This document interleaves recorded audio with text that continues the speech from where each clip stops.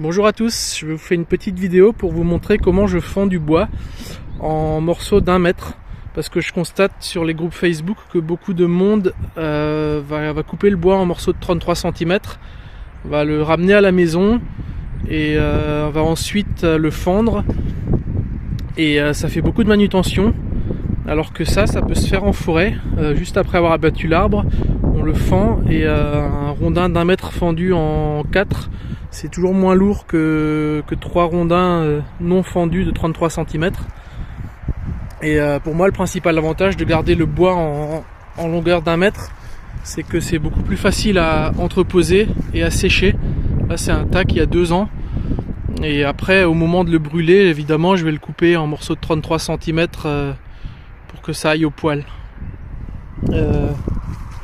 Voilà, donc vous allez voir qu'en fait, c'est pas plus...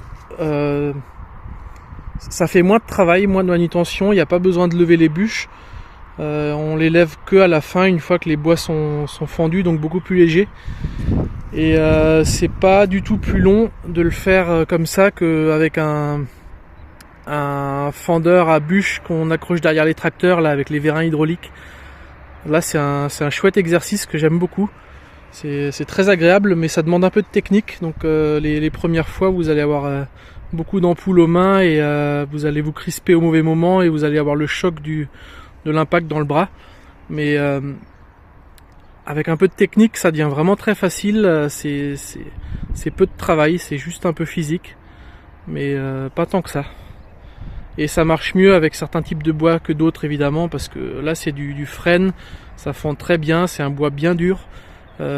L'an dernier, je l'ai fait avec du peuplier, c'était beaucoup moins agréable. Le peuplier, c'est beaucoup plus fibreux, et en gros, quand on tape dans du peuplier, on se prend une giclée d'eau à la tronche parce que c'est plein d'eau.